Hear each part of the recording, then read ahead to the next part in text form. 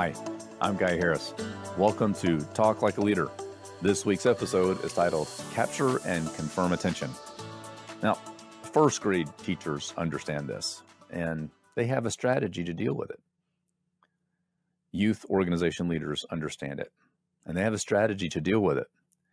It's a really powerful application of a communication technique or principle that I think can make your leadership communication much more effective and less likely to trigger negative emotional response.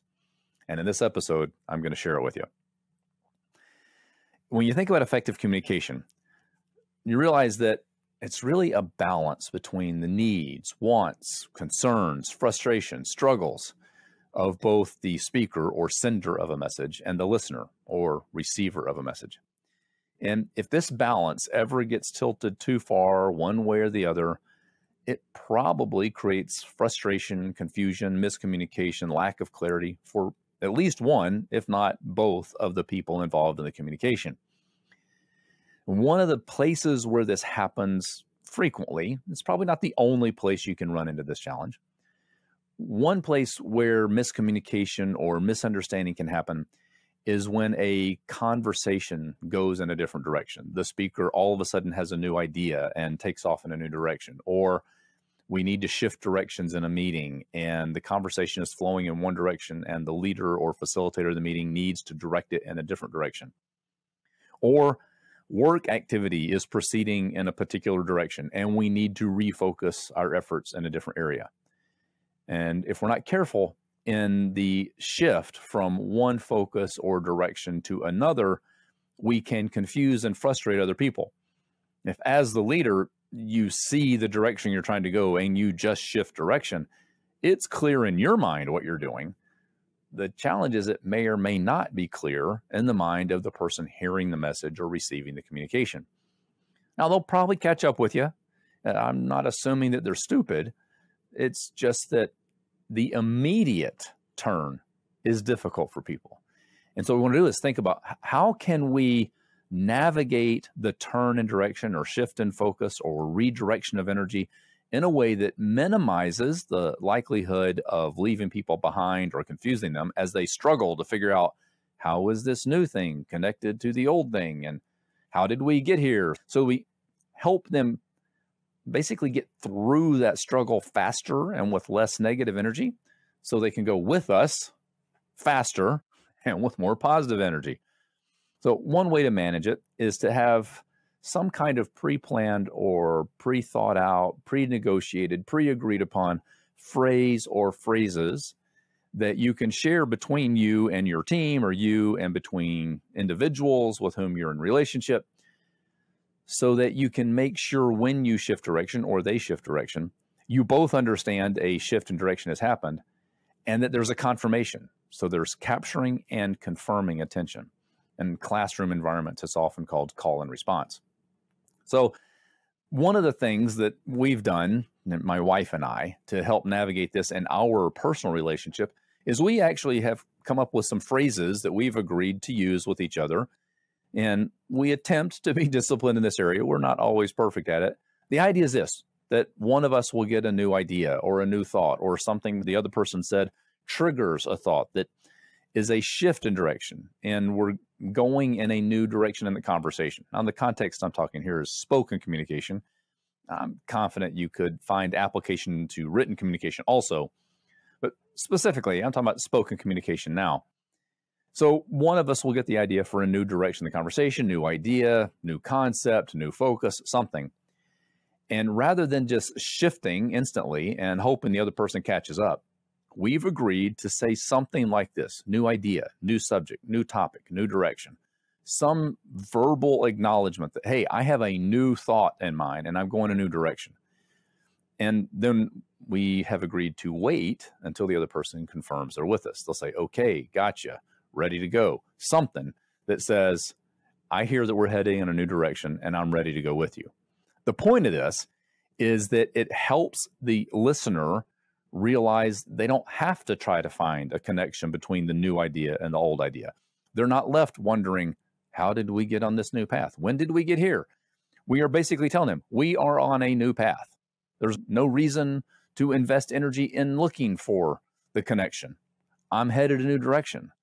And then when they're ready, they say, okay, now, by the way, maybe they're not finished with the old topic. And they might say something like, okay, I have one more thing to say on the other topic. But basically what we're doing is we're making it clear which topic are we on, which road are we on in this communication. And it's called capture and confirm attention, or in the classroom called call and response. Because my wife used to be a school teacher, and she told me that it's common, especially in lower grades, first, second, maybe third grade. It might be common in higher grades too. I just don't necessarily know that's true. But lower grades, first, second, third, teachers will have some kind of phrase or statement they've taught to their class, and they have taught their class something to say in response. And it's a way of making sure that both the teacher and the class are on the same page before the teacher delivers information, so that they can maximize effective information delivery and minimize miscommunication. It might go something like this. The teacher says some predetermined phrase. The students hear that phrase and then reply again with a predetermined phrase. And then the teacher proceeds with whatever instruction or information she needs to deliver. It could sound something like this. Here's an example of what I've heard some teachers do, or what my wife said some of the teachers she worked with would do. It'd say something like this: class, 1, 2, 3, eyes on me. The class would then say, 1, 2, eyes on you. It's just a predetermined, pre-agreed way to make sure we're both on the same page. There's an organization in Indiana that I volunteer with every year. It's a youth leadership organization. It's called HOBIE. I happen to volunteer with the HOBIE Indiana organization, although HOBIE is a larger, actually international organization. And I can't say with authority what's done at all HOBIE seminars all over the world. I can say what happens at HOBIE Indiana, though. When the leader of a session needs to change direction, capture attention, a shift out of an activity into a new activity, something like that, there's a shift in direction, there's some information delivered, there's some instructions to deliver. And the leader of the session, or the facilitator of the session, needs to get attention of the 150 or 160 15/16-year-olds in the room with us. They'll say something like this: hey, Hobie. And then the students say, hey, what? So what's happened is the leader, the facilitator, has had a predetermined phrase so that everybody is tuned that when they hear that phrase, they know, oh, I need to shift attention. And they say, hey, what? Which says, I'm with you. It's a way to capture attention and then to confirm that you have it. Now, leaders may not have exactly the same situation in the business world or in adult organizational life. We can use this idea, though, because as leaders, we frequently are in situations where we're in a meeting that has gone as far as it needs to go in a particular direction, and we need to shift direction. Or we're in a conversation with a person, and we need to shift the direction of the conversation. Or we need to introduce new idea, information about the direction we're heading as a team or as an organization. And we have to recognize that the individual or the team, the group that we're communicating with, is already, when we are having conversation with them, already headed in a direction, thinking in a direction, working in a direction. And when we shift direction, it can be a little confusing and unsettling. They're not dumb people. They're going to catch up.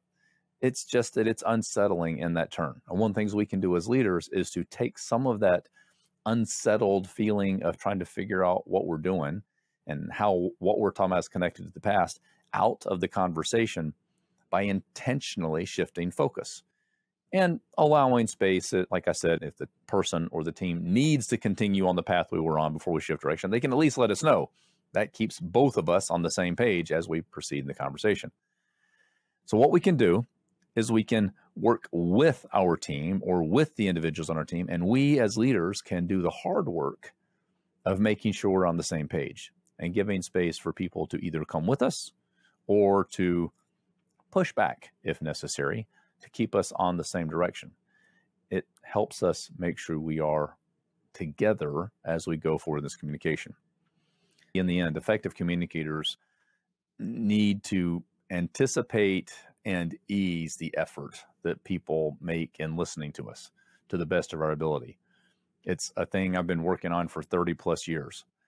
And I hope that I'm better now than I used to be. I think I am. And I hope in 5 years I'll be better still than I am today. I know I'm not perfect. It is a effort worth making, though, to ease the difficulty of the person listening so that they can hear better. It's like a farming concept. It's preparing the soil for the new seed or new information. It's preparing the listener to go with you in a new direction. It's preparing the listener to hear, accept, and understand the new information, the new direction, the new focus.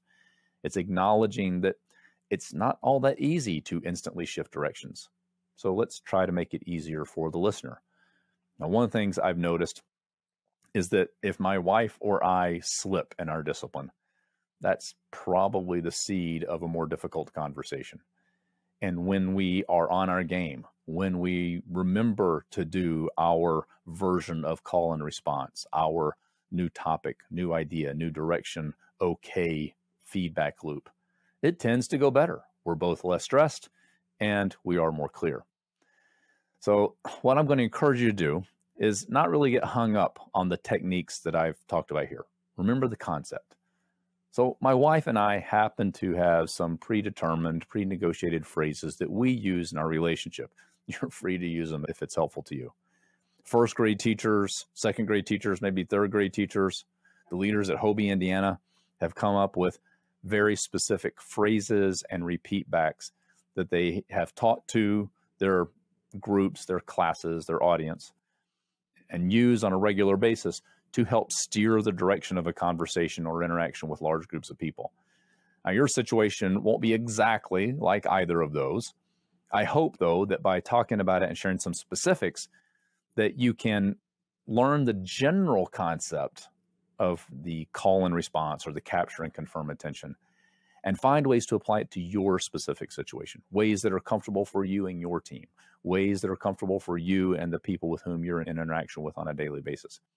Because I think if you'll do that, if you will find ways to capture and confirm attention in those moments when the conversation needs to change direction, when the meeting needs to take a different direction, when the work progress or the specific thing we're working on in the moment needs to change or our focus needs to change, if you will practice the discipline of capturing and confirming intention before you deliver new information, before you go off in a new direction, before you give new instructions, you can talk like a leader. This has been the Talk Like a Leader podcast. You can listen to this show every week wherever you get your podcast. If you haven't, be sure to subscribe so you never miss an episode. I'm Guy Harris, and thanks for listening.